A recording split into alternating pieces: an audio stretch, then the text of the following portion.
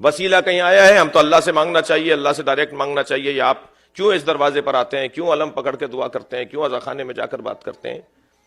آپ کو اللہ سے بات کرنی چاہیے، مصلی پہ رہیں. اور پھر حتیٰ مکہ اور مدینہ میں تو بڑے عجیب و غریب منظر ہمیں دیکھنے کو ملتے ہیں کہ اگر کوئی سرکار دو جہاں کے روزے پر جا کے سرکار کی جالی کی طرف کھڑے ہو کر ہاتھ اٹھا لے تو ان کا بس چلے تو ہاتھ ہی کاٹ دیں. اور بعض اوقات تو بعض لوگوں کو زبردستی پکڑ کر موڑ دیتے ہیں کہ کعبے کی طرف رخ کرو، قبلے کی طرف رخ کرو، اللہ سے مانگو، ان سے کیا مانگ رہے ہو.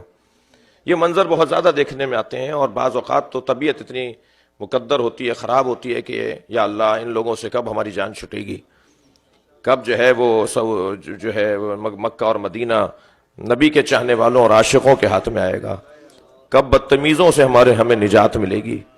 تو یہ منظر ہمیں اکثر دیکھنے میں ملتا ہے. اور پھر جب ہم بات کرتے ہیں، سمجھاتے ہیں، تو کہتے ہیں کہ جی وسیلے کو دکھاؤ، قرآن مجید میں کہیں وسیلہ ہے، کہیں وسیلے کا ذکر ہے.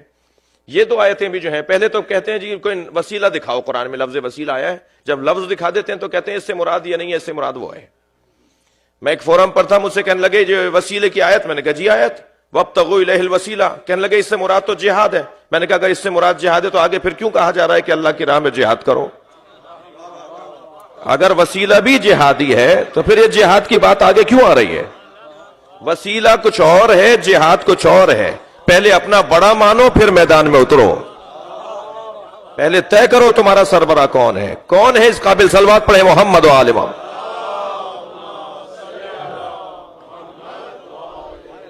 اور یہ آیہ کریمہ جو تو میں عرض کر رہا تھا کہ بعض لوگوں کی خواہش ہے کہ ہمیں ہر بات قرآن سے دکھاؤ، ہر بات قرآن سے دکھاؤ.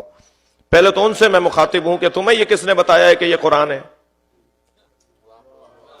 کیا جبریل تم پر آیا تھا کہ یہ قرآن ہے؟ یہ نبی نہیں بتایا ہے نا یہ قرآن ہے. تو بغیر نبی کے قرآن تم نے کہاں مانا ہے جو بغیر حدیث کے قرآن مان رہے ہو؟ سرکار بتائیں گے نا. قرآن سے دکھاؤ 2 رکعت نماز فجر کی قرآن میں کہاں لکھی ہوئی ہے؟ ساری امت 2 رکعت نماز پڑھتی ہے، سنی ہو یا شیعہ ہو. 4 رکعت نماز ظہر کی ہے، 4 رکعت عصر کی ہے، 3 مغرب کی ہے، 4 عشاء کی ہے. کہاں ہے قرآن میں؟ زکوٰۃ کیسے دینا ہے کہاں ہے قرآن میں؟ خانہ کعبہ کے 7 چکر ہیں کہاں ہے قرآن میں؟ اگر ہر بات قرآن سے دیکھنی ہے تو وہ دیکھنے والا ہی تو بتا رہا ہے، میں تو دیکھ ہی نہیں پا رہا. لا رطب ولا یابس الا فی کتاب مبین. قرآن میں کوئی خشک و تر نہیں ہے جس کا ذکر نہ ہو، وہ میرے لیے نہیں ہے. یعنی یہ جو اللہ نے کہا ہے کہ قرآن میں کوئی خشک و تر نہیں ہے جو قرآن میں نہ ہو، یہ میں کھول کر بیٹھ جاؤں اور ہر چیز کو ڈھونڈنے لگوں، میرے اندر صلاحیت نہیں ہے. قرآن میں ہر خشک و تر ہے، توجہ چاہوں گا. قرآن میں ہر بات موجود ہے، مگر دیکھنے والے کے لیے نگاہ مصطفیٰ چاہیے یا دید مرتضیٰ چاہیے. ہر آدمی نہیں دیکھ سکتا، میرے بس کی بات نہیں ہے، مجھے نظر نہیں آئے گا. قرآن میں ہے مگر دیکھنے کے لیے وہ آنکھیں چاہیے جو اللہ کے یہاں سے بند کر آئی ہوں. وہ دیکھنے والی آنکھیں دیکھیں. ایک مرتبہ میں چشمے سر سے دیکھتا ہوں، یہ ہماری جو منہ پر آنکھیں لگی ہوئی ہیں، یہ آنکھیں تو بہت ساری چیزیں دیکھ ہی نہیں رہی. ان کے دیکھنے کے اوپر اگر میں نے فیصلہ کر لیا تو پھر بہت ساری چیزوں سے مجھے ہاتھ اٹھانا پڑے گا. یہ آنکھیں تو بہت ساری چیزیں دیکھتی نہیں ہیں، اور دیکھتی بھی ہیں بعض چیزیں تو دھوکہ کھاتی ہیں. یعنی ہوتا کچھ اور ہے، دیکھتی کچھ اور ہے. یہی پنکھا اگر ابھی چلنے لگ جائے تو 3 پر ہے نا اس میں، یہ ایسا لگے گا جیسے تھال گھوم رہا ہے. تھال تو نہیں ہے، ہمیں نظر تھال آئے گا، ہے یہ 3 پروں والا پنکھا. آپ انگارے کو ذرا بیضوی اور دائرہ نما میں ذرا چرخش دیں، گھمائیں تو ایسا لگے گا جیسے ویل گھوم رہا ہو آگ کا، جبکہ وہ انگارہ ہے. روڈ کے اوپر آپ کو سراب نظر آتا ہے، پانی نظر آتا ہے، باقاعدہ پانی نظر آتا ہے. ہم قریب جاتے ہیں تو وہ پانی نہیں ہوتا. ہماری آنکھیں دھوکہ کھا رہی ہیں نا. میں ایک جگہ سے گزر رہا تھا، رستے میں سانپ بیٹھا ہوا تھا، میرے بڑھتے ہوئے قدم رک گئے. میں نے سوچا موذی حملہ کرے گا. توجہ ہے. لوگوں نے دیکھ کر مجھ میں تبصرے شروع کر دیے، مولانا کو دیکھو شجاعت کی باتیں کرتے ہیں، سانپ سے ڈر رہے ہیں. اب ہم کھڑے ہوئے سوچنے لگے کیا کریں، ان کے چڑھانے میں آئیں یا عقل مندی کا ثبوت دیں. بہت سارے لوگ جو ہے چڑھا کے غائب بھی ہو جاتے ہیں نا.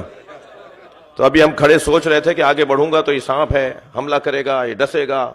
جی تو چھوٹا سا بچہ میرے برابر میں آ کے کھڑا ہوا، کہنے لگا مولانا آپ اس سے ڈر رہے ہیں، اسے دیکھ رہے ہیں؟ میں نے کہا ہاں. کہنے لگے یہ تو پلاسٹک کا ہے.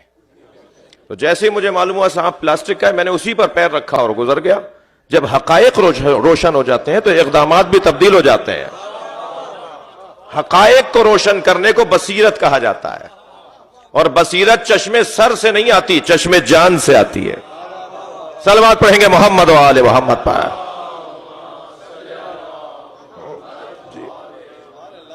عزیزان گرامی، قرآن میں ہر چیز موجود ہے، مگر دیکھنے کے لیے سرکار کا وجود چاہیے، مولا علی کا وجود چاہیے۔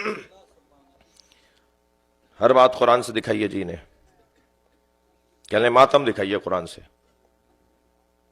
تو یہ جو شوق رکھتے ہیں نا، ان کو پھر دو طرح کے لوگ ہوتے ہیں۔ یہ کچھ تو ہوتے ہیں جو علمی بات سمجھتے ہیں، کچھ نقضی بات اور جو ہے وہ ضد کو محسوس کر لیتے ہیں جی، نقضی جواب سمجھتے ہیں۔ ایک ان کے سوال کو توڑ دیا جائے تو خود بخود وہ جواب ہو جاتا ہے۔ ہمارے ایک بزرگ فرما رہے تھے کہ ایک صاحب مجھ سے لڑ رہے تھے کہ قرآن میں ماتم دکھائیے۔ میں نے کہا جی قرآن میں ماتم کی آیت وہیں لکھی ہے جس کے برابر میں تراویحوں کی آیت لکھی ہے۔ صلوات پڑھ لے ذرا محمد و آل محمد۔ اس سے بہتر اور بلند صلوات۔ اللہم صل علی